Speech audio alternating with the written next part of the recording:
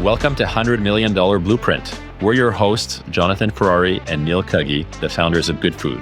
Whether you're scaling your own business, leading a growing team, or just curious about what it takes to build something big, this podcast's for you. In each episode, we sit down with the brightest minds in business to discuss the real secrets to scaling. No fluff, no corporate jargon, just actionable advice that works. We share our highs, lows, lessons, and tough truths. Today, we're diving deep with an incredible guest who's got a track record of growing a business from the ground up. So grab a coffee, sit back, and get ready to take some notes. This is $100 Million Blueprint. Welcome to $100 Million Blueprint, the podcast where we uncover how elite businesses scale without losing what makes them special. Today, we're exploring what it really takes to grow a purpose-driven brand at scale without compromising your values. Our guest is Keith Loiselle, CEO and founder of GreenReef. Keith has built a global brand with partners with like Disney, Marvel, Warner Bros., all while leading the charge in sustainable circular economy products. His journey provides an illustration of how you can scale with purpose and profit. Keith, welcome to the show. Thank you for having me. I'm very excited to chat with you guys today and talk about the founder's journey as this is set out to be, I guess, right? Mm-hmm, exactly. And kind of in studying your background, we saw how you grew GreenReef from an idea into a global brand. I mentioned some of the partners, recognizable partners that you've worked with in the past. And one of the places where we'd like to start, and we'd love to start the conversation around this, is we know as part of the success journey, there's always tough parts, right? There's tough calls, there's doubts. And we'd love to hear a little bit about your perspective of what do you feel within your story hasn't been talked enough in terms of building and scaling a mission-driven brand? I think the conversation around the difference between what buyers want, what consumers are willing to pay and or care about in their busy lives, as well as what the mandates are by the retailers that are driving, these initiatives that they do press releases on. I think that kind of interconnectivity is tricky in our journey because essentially people have to, pay for food, and tough times that we've seen since COVID and all rippling effects, that becomes tricky. The retailers have these mandates to be more sustainable and make better choices and purchase things that are manufactured responsibly. But at the same time, there's at the buying level, that's not always translated more than just a line on their piece of paper saying you should consider looking at these more, because at the end price drives everything. I will say that there's been a great response and everyone likes the idea and everybody wants to participate, and whether they do or not is another thing because it always comes down to price. So that's been a bit of a roadblock for us, the entire time. However, we have seen that people understand we have seen that people understand responsible manufacturing when, let me say it again. People have seen that the responsible manufacturing is important because they see, all this plastic floating in the ocean. They see, that there's now microplastics in our blood. So everyone's taking it a little bit more seriously, and it's not always about carbon. It's about just responsible manufacturing as a whole. Definitely. Yeah, I was gonna say that's something we see a lot in our business as well. And we recently went through the journey of becoming a B Corp certified business, which from a meal kit perspective, I think consumers misunderstood the impact that we had on supply chain from a carbon footprint perspective. And I think the B Corp really kind of helped us internally rally our employees, rally some suppliers, and then now we're starting to be able to communicate that externally as well. But I agree, pricing is always super, super sensitive, right? How have you seen that pricing model work in your favor or against you? Like, is there a pricing premium that you think about, or is there, you have to kind of take a margin discount, or how do you position for that? Let me just step back for a second and say congratulations on the B Corp. We've been working towards that as well. One of the things that we do is, our product is made of recycled cardboard, recycled gray board, recycled paper, printed with soy-based inks, manufactured with water-based washes. We have biofibers and new age biopolymers, all these different things, along with eco design, et cetera, et cetera. But there's so many things and so many certifications. And in our particular case, there's so many different components to the products that we sell. All the different certifications will be complicated to put on all the products. So we've been working on one big swath. How do we do that? And B Corp is one of them, and Intertech GreenReef is another one. And so we know all about it. And congratulations, and that's really exciting. To go to your question, this brings me to another hard scenario that we dealt with that no one really knows that has transpired for me personally on my career path. So I turned 50 this year, and back when I was in my 20s, late mid-20s, I was fortunate enough to be in a situation where my brother and I were offered the opportunity to manufacture product for Disney. And that's just crazy because we were so young. But we had unique experience, unique positioning. And what it was that we were Hallmark, what it was that Disney wanted to be in the dollar stores. And that is a challenging thing to do because Disney has partners. So Disney's main legacy partner, Hallmark, was the ones that held the product rights for the licensing for the category that could actually go into dollar stores. Because back then there was no Lay's chips in Dollarama or Family Dollar or Dollar Tree. There was no Disney product. Everything was also a true dollar. So the first thing to go in those stores were paper products. So it was gift cards and gift bags and gift boxes. So Hallmark had those rights, and Hallmark just was not going to do it because their crown model is $5 for a gift card. So we had the fortunate position to be that company to do that. And we then grew to the US, grew to the UK, grew to Australia. We were on our way to a liquidity event in a M&A, which would allow us to have a partner that would help us grow. And they were doing $500 million at that time. In fact, the way it worked was Hallmark owned half the market, American Greetings owned the other half, and there was a company in the middle that no one really knew their name. And they had seasonal rights for the same things that they had. And they were going to acquire us or partner with us in such a way where they would have all the rights, because we were starting to move out of the dollar store into the premium channels. And then 2008 happened. And the world, crisis, economic crisis happened, and we lost our opportunity. We had to wind down the company, et cetera. And that was a really tough for us because we just spent a decade building something really, really great. And, at that point, legacy retailers, legacy, licensors and licensees like Hallmark and Disney band together and, to push through this very, very difficult time, when people were losing their homes and entire retailers were closing down. And I think 150 banks closed themselves. It was a very tough time. So we, as a newcomer, even though we had great heights, had to bow out, and that was very tough. However, when we now talk about price of recycled product in market, I cut my teeth in the dollar world.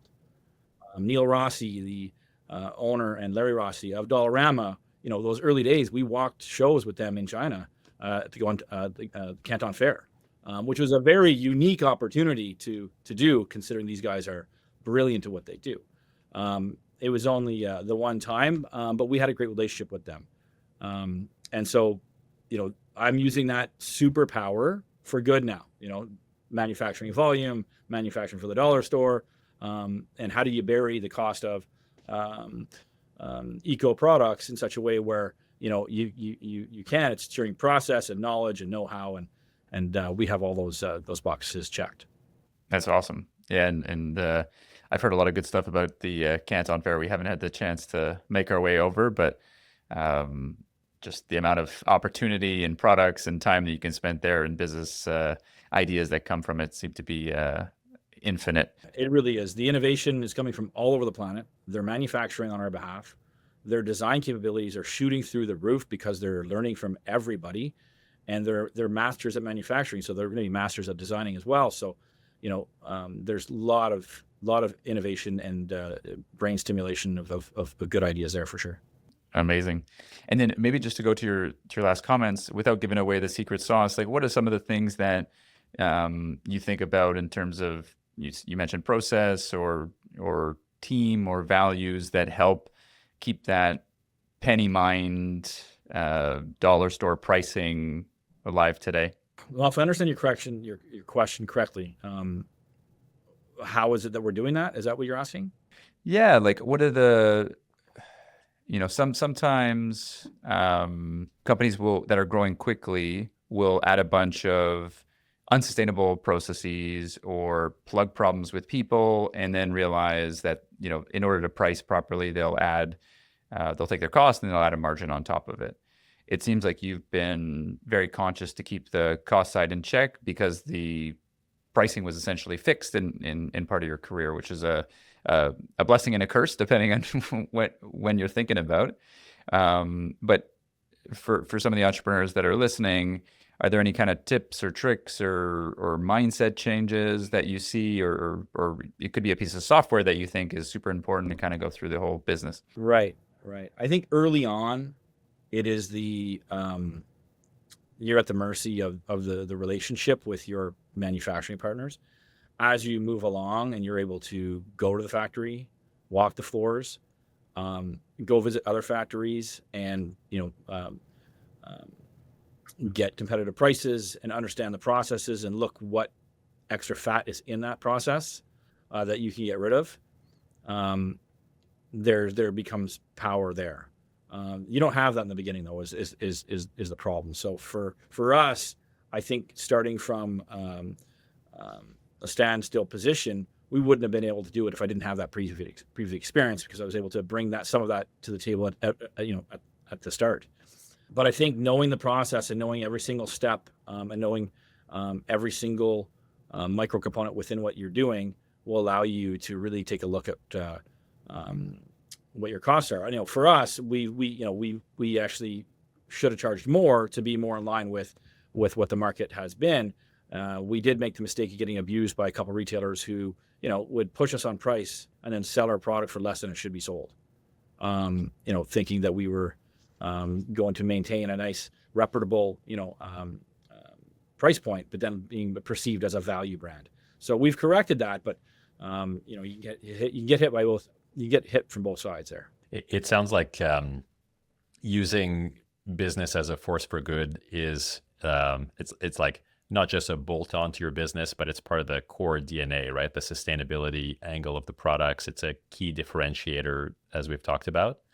And as Neil mentioned, clearly we believe in it as well, because the whole B Corp community it's a global community of businesses that are committed to using business as a force for good, both from an environmental perspective, governance, employees, communities. Like it's a really interesting, complete certification that I encourage all entrepreneurs to take a look at. The other piece that we picked up in your $100 million blueprint is the whole concept of licensing, right? Like there's some of your products that are private label owned products, but many of your products are licensed with some of the big brands that we talked about. Can you explain to entrepreneurs who might not have thought about licensing as a growth path or a business opportunity? Can you explain how it works? Absolutely. So licensing is a very specialized, and it's in my deck, and I want to use it. So licensing is a very exclusive environment, and there's different types of licensing. You can do licensing for Calvin Klein and Columbia in clothing and apparel. You can do licensing in Five Nights at Freddy's with Trend in stores like Spencer's. You can do licensing like Barbie in art. You can do licensing like Barbie in our category, which is coloring activity and stationery. But it all starts from the same place, and it is having the right contact. Getting that contact is challenging. It's kind of gate-kept. It's kind of a gate-kept community, and you often have people that are enterprise level competitors. So, getting that position is tricky, but it's doable. And I'm actually building a roadmap for somebody right now who's in a different category on how to do that. And one of the things you can do is take note, of course, of your category. What is licensed and what's not? What are those licenses that exist? And taking a look at what trend items possibly could be licensed that are not necessarily core licenses. So, for example, we're right now doing something with Adopt Me. Adopt Me is the #1 downloadable game in Roblox. It is not Barbie. And we believe it's going to be a true driver of business. And so that particular license, it has great value, but it doesn't have the weight of a Disney license. So that's one way of looking at it. The other way of looking at it as well with licensing, there's a lot of trend things that people participate in all kinds of trend videos and social, like Mentos, for example. So my associate, he's in socks. He manufactures private label socks for Walmart in Spain and South America and in Canada here. And he wants to get into licensing. And one of the things we talked about is, Chupa lollipops and Mentos socks, or Mentos, the brand. They license their stuff out, and it's fun and playful. And if you have it in high rotation, you don't have to worry about it not selling through. So there's a lot of strategies you can use to do these type of licensing deals. So looking for unique opportunities early on, and then compounding those with some success, getting you in position to possibly have larger discussions with major blue chip studios like Disney and Marvel and Warner Brothers. Can you talk to us a little bit about some of the economics of the licensing business? Like how does the profit share typically work? And how long are these agreements? And also, what can you expect in terms of the financial benefits or the benefits to your business of taking on one of these licenses? If you're fortunate enough to have this situation where you have a category captain position within licensing, which means that you hold a rotation or curated portfolio of top licenses, you get advanced position at the table when it comes to retailers. So for us in particular, in Canada, it's very difficult to become a direct vendor to a retailer. You can't just go in and say, I've got such and I want to sell to you. Would you consider, buying it? Can we start the onboarding process? Can I talk to your analysis with all the paperwork, all this stuff? Doesn't happen. So for example, like walking into a Walmart or Costco or something like that's what you mean, right? Like you can't just walk in and be like, oh, look at my product. You can't walk in, you can't call. It doesn't work, but if you have this curated portfolio of licenses and you have a category captain perceived position, you advance yourself. So for example, for us, even during COVID, we opened our doors March 2020, closed them down March 2020 on the 15th because COVID happened. We didn't have one retailer, but during the next 24 months, we became a direct vendor of every major retailer in Canada. So Walmart, Costco, Loblaws, Shoppers, Giant Tiger, London Drugs, Rexall, I could go on. And that's part of the power. Now, you're not going to get that with one license. And I've got 26 years in licensing. And so, there's a lot of experience that I bring there, and that mix allowed that to happen. But if you use my plan I was talking about earlier, where you use Chupa and Mentos and some of these smaller licenses, and you demonstrate, high turn and sell and everything else, you can hobble together a portfolio of, I'm doing it well. Can I have your licenses for specialty categories, just say, opposed to mass, because Crayola might have mass. So as an example in our case. And going back to your question, what does the economics look like on it?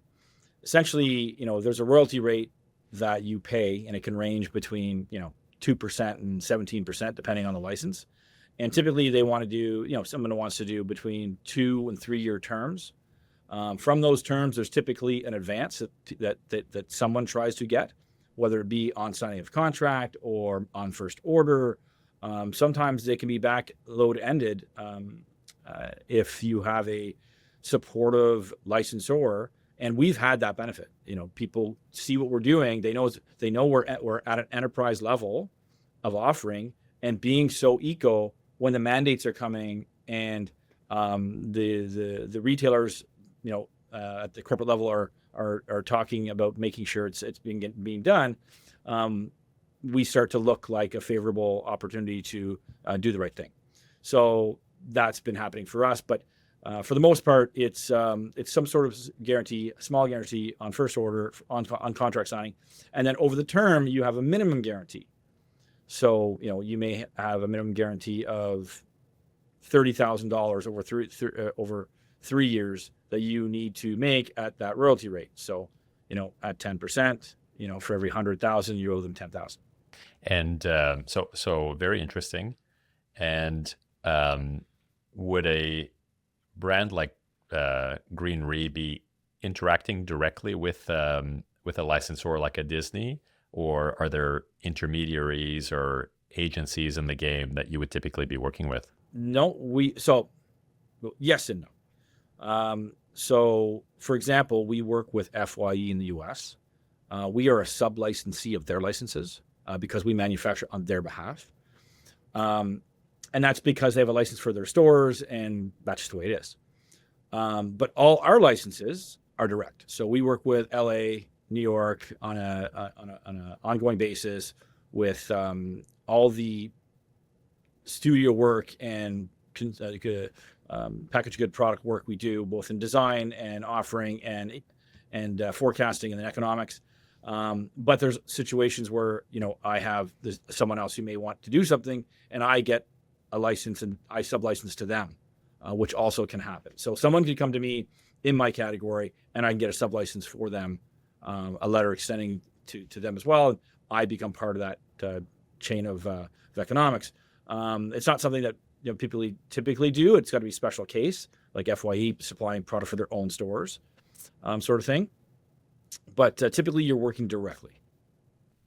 Got it. Yeah. And so one of the brands that I've been working with over the past few years is called SheerTex, maker of unbreakable pantyhose.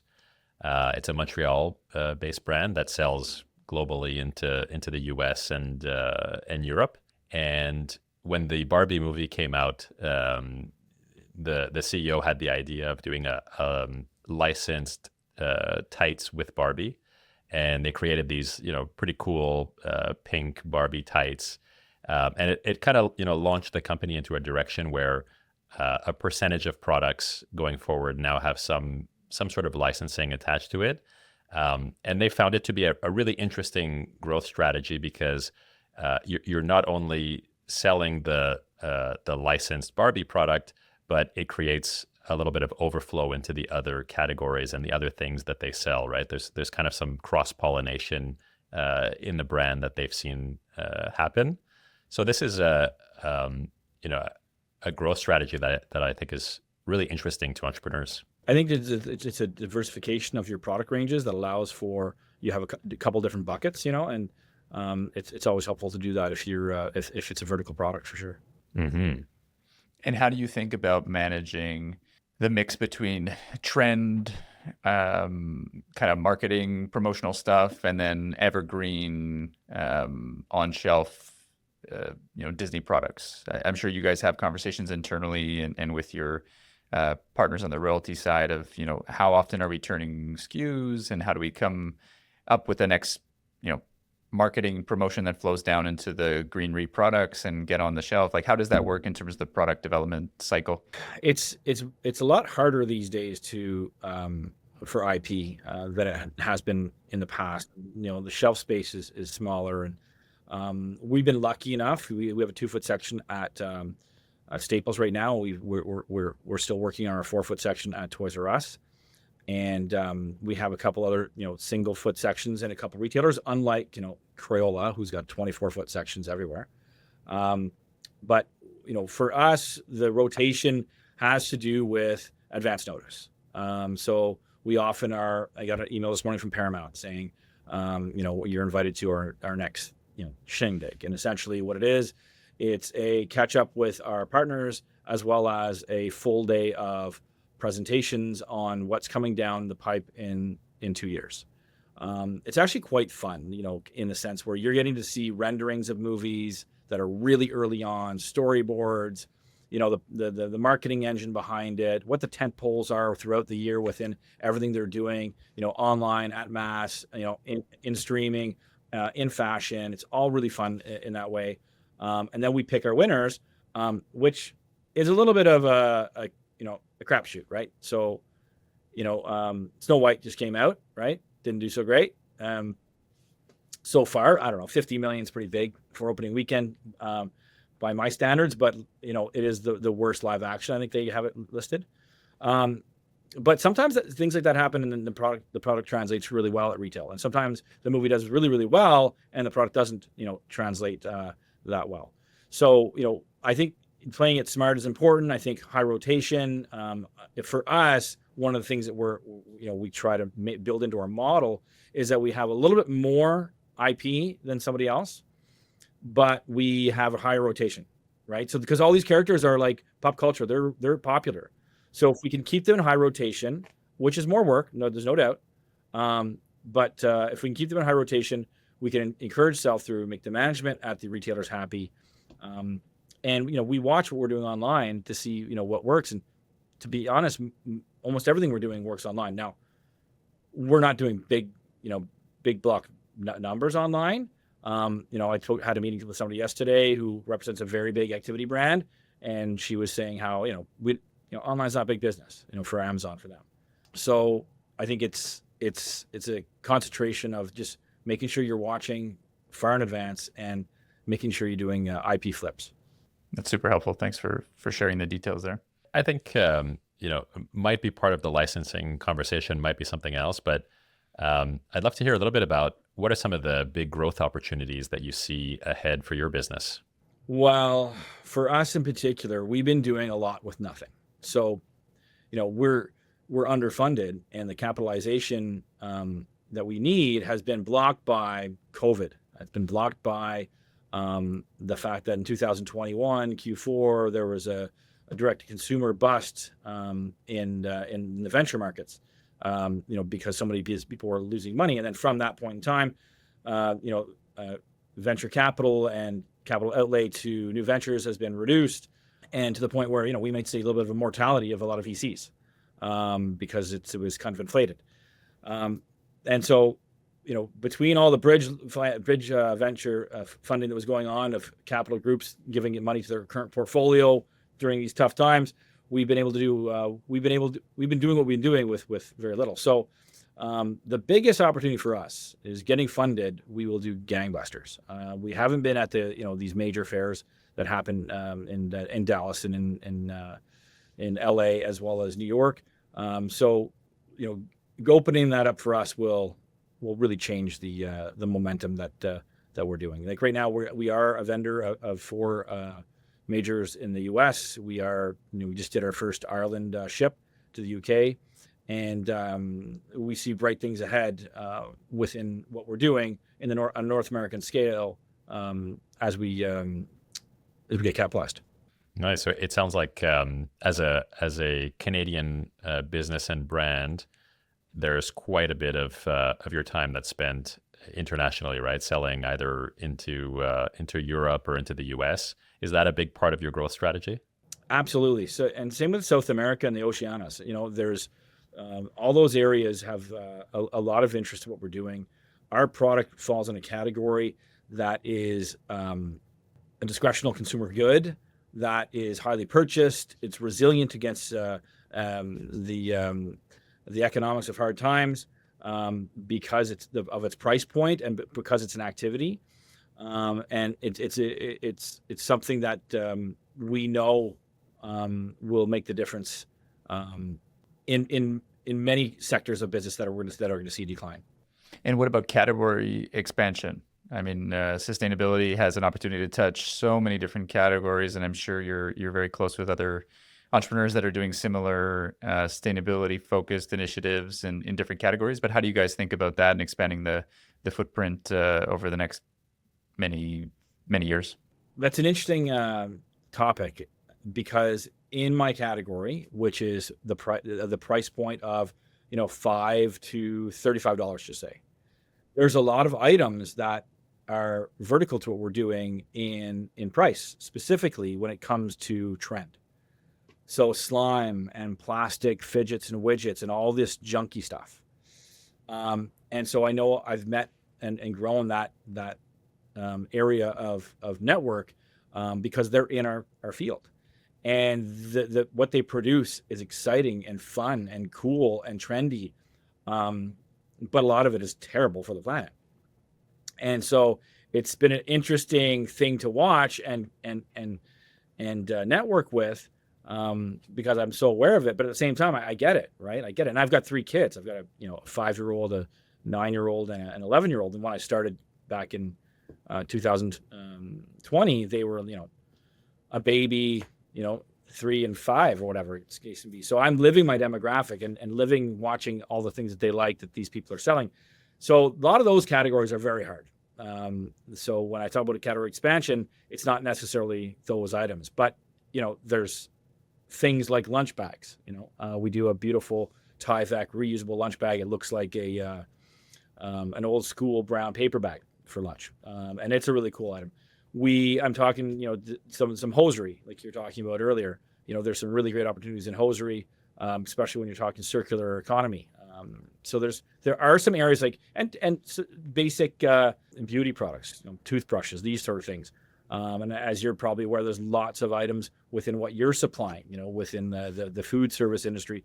That's we'll say takeout or stuff you use at the cottage, camping, that sort of. So there's all those low hanging fruit areas that we do think about, but we want to do what we're doing, now properly. And I think that's where our focus is. In addition to looking at what could circular be for us. We're looking at advanced printing and automation and robotics within printing domestically, and what could that look like with the collection of recycled materials at mass. How do you guys think about circularity internally, given that you have a global supply chain and global footprint? Well, we're having bigger conversations all the time. We are part of the United Nations Compact, and there was an event just here in Ottawa 2 weeks ago. We went to it, and I'm very happy to be part of those conversations. And so we were able to see some things that other players are doing at a very big scale. And so we see circular in our particular case with making sure that we're using post-agriculture materials, biofibers, all recycled materials, in everything that we can, and not blends. So that helps the circular model in our mind. But we're also working in areas where we're looking at pricing and buying volume recycled bulk paper directly, and turning it into pulp directly ourselves, and then supplying it to the factories to then manufacture from. Because right now we're buying recycled paper in bulk as it is and cutting it down. So we've actually identified a couple sources, and they're selling the product to Vietnam, and it's being turned into paper there. And we've had meetings with organizations that supply the manufacturing and processing machinery for turning recycled materials into pulp, into paper, and what that looks like. We did a study with the University of London with a bunch of components that speak to what I'm talking about. So it seems far-fetched, but just like you guys, I think all of us founders and owners and entrepreneurs are just big thinkers. Like we're thinking big, and that's how it happens. Neil has had a dream at Goodfood to create a meal kit with packaging that you could plant, right? Did I get that right? And then turns back into the food, yeah. Tell us about that.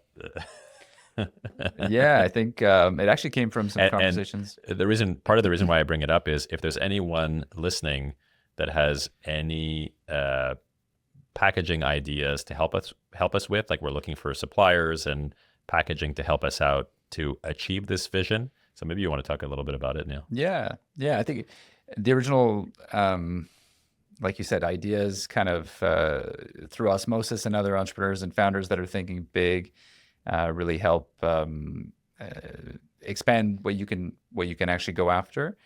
And through some conversations with the team at SheerTex and some of the circularity that they were trying to build into their products, we kind of started to think about how do we develop meal kit packaging that we can just say you can plant all of the packaging, like the cardboard becomes compostable, any of the actual food packaging becomes compostable and turns into dirt, essentially. And fast forward into the future, maybe it's through partnerships with those kind of countertop compostable machines, accelerate the process a little bit.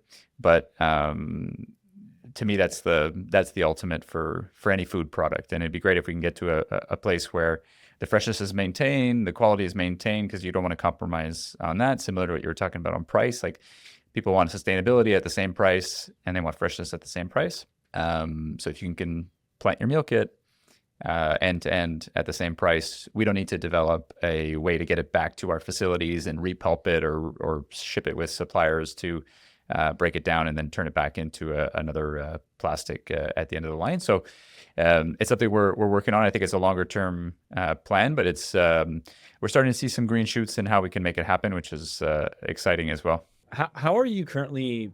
How is your model currently working that way? With your who's delivering your product right now as it stands? Yeah, so we have, call it half a dozen different suppliers, logistics suppliers across the country. We do about 60 to 65% of our own deliveries through an independent contractor network. So with that independent contractor network, we can actually pick up last week's order. We can bring it back to our facilities. Stuff that we want to sanitize and reuse, we can do that. Other stuff we'll break down, put into the compactor, and sell the cardboards back to the pulp and paper mills. So we're trying to create a little bit of circularity on that side. But obviously doing something like that with FedEx is extremely expensive, or UPS or something like that. So you need to think about how to build the logistics network that can have that reverse logistics at the right price, so you could actually make money and do it and not have to charge a significant premium to customers. For sure. And if there was a frequency of purchasing, that helps too, right? Because that you got the driver returning back to, a best friend of mine was doing a lot of that with his shipping company. There was bidding on contracts, and I think it might have been for you guys or one of your competitors. Yeah. So this has been an awesome conversation. We like to close out with the same question. So if you could have a meal with one person, who would it be, and what would you be serving them? I think maybe Zuckerberg. He's a weird cat, and I think it'd be fun just to see how he kind of moves and talks when no one's around, to see whether he's a robot or not. Because he has this kind of glossy. He's always got this little sheen on, sort of thing. And what would I serve? I don't know. Pasta, lasagna. All right. Sounds good. Yeah, it's been amazing to see Zuckerberg's rebranding over the past few years, and we always laugh at the whenever there's like podcasters or people interviewing him, and they have him do like a proof that you're not a robot test, The CAPTCHA test. the CAPTCHA test. We always laugh at that. So I want to ask you a little question about your cabin. You guys built a cabin homestead of some sort. How did that come about? Because it's together, right? Like you're using it as a joint venture to use for recreation, but also to use for functions. Is that what I understand?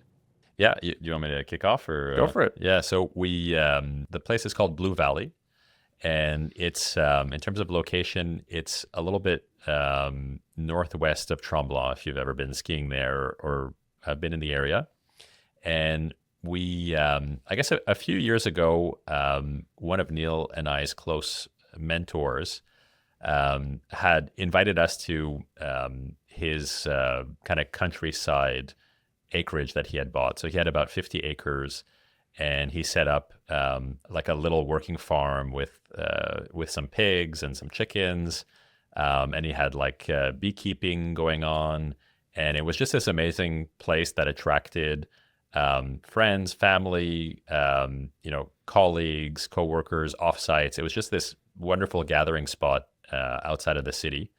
And we kind of told ourselves, okay, if ever we're able to get some cash out of one of our businesses, we'd love to go out and find a piece of land where we can act as stewards of the land. So take care of the ecosystem, the biodiversity. Kind of, we've built a forest management plan, and then use the space in the most natural way, in the most natural setting, to host friends, families, and colleagues as a place to connect or reconnect. And so it sort of evolved organically over the past few years. But essentially, what we have there is There's about a 10-person private cabin and 1,000 acres of land and private lakes and trails and stuff like that. Yeah, and so mostly kind of through CEO friends, they'll book it for a few days, invite kind of their executive team. And, I think it's become even more important in this environment where just like we are now, right? Like we're doing so much of our work remotely, which is amazing, right? Like you can work from anywhere around the world and connect with anybody at any time. But the idea, because of that, having kind of small leadership teams get together a few times a year, completely outside of the day-to-day, it feels like there's so much more, it's become so much more important to get out of that hustle and bustle and go deeper. And basically, yeah, we've set it up to be stewards of the land. There's 1,100 tons of CO2 that are purified by the trees at Blue Valley every year. And so for us, that's a really important thing to preserve and protect. Yeah, and I mean, there's the lakes are amazing as well. Like we've done a lot of work on kind of reestablishing natural fish populations. Fishing in Quebec was pretty rampant for a long time, and there was no bag limits, and people would just take out as much fish as they could, and the brook trout and all the lakes kind of just went away over time. So we've been over the past 5 or 6 years since we've owned the property, we've been trying to reintroduce native trout species and provide them with an ecosystem they can start to reproduce themselves, and we're getting there. Like a little more work required, but it's a fun project to kind of see the animals come back. Yeah, I bet. And you guys have the full lake in the center of the property. Is that right? We have two full lakes. Yeah. Wow, incredible. There's actually an invasive species, two lakes over from where we are. I'm just below Maniwaki, and there's an invasive species of a weed that's been taking over quite a bit. So, I've been looking at being the person who monitors the lake quality with the municipality, and all the forms are my material. I have to look at, send it all back, but yeah, it's a fun process for sure. Being out there, it's part of life that brings back so much energy when you're out in the wilderness like that. Totally, it's a happy place for us, definitely. Oh yeah, for sure. So we'll just close out here. This was an incredible conversation. Thank you, Keith, and thanks for sharing your journey with us. We learned about licensing, we learned about global expansion, we learned about some of your early days in walking the dollar stores and merchandising internationally, and just kind of thinking about using business as a force for good and helping some of our entrepreneur viewers think about how to incorporate that into their business model from the very beginning. So thanks so much. Where can people find you if they want to connect with you deeper? Yeah, well, I'd like to just tag on to what you were saying and really quickly. And one of the things that I always say, and I'll say it here again, is that if you're in an environment where you can buy something that is not going to be single use, or something that sometimes is no use at all. Like there's been times where I'm out with my kids and I buy something for my children, and by the time I get home, it's broken and it's in the car and it's made of plastic. Something's gonna be around for 1,000 years. So these type of things that are typically already have a short lifespan, if you can buy them of things that are more renewable and recycled, and that are eco-designed, it's better for the planet. It's a good learning opportunity for your children. And you can find our product right now at Red Apple stores, Northwest retailers, Giant Tiger, Toys R Us, Staples, Walmart in the publishing section. In 30 days back in Costco. We are working with Rossi stores in Quebec, as well as the Costco stores would be in Quebec only for this particular run. But all our product is bilingual as well, just to note, and of course online on Amazon. Amazing. So signing off, thanks for listening to the $100 Million Blueprint. And until next time, keep building. Thank you very much for having me. That's all for today's episode of $100 Million Blueprint. Thanks so much for tuning in. If you enjoyed today's conversation, be sure to subscribe, rate, and leave a review. It really helps us spread the word to other entrepreneurs and business leaders who need to hear these stories. Want more behind the scenes insights, exclusive content, or have a business question you want answered? Connect with us on LinkedIn to find out more. Also, don't forget to subscribe and follow $100 Million Blueprint, and to share this episode with your network if you found it valuable, because we're all about growing together. Remember, building a business is tough, but with the right blueprint, you can scale authentically and sustainably. Thanks again for listening. Keep pushing forward, and we'll see you next time on $100 Million Blueprint.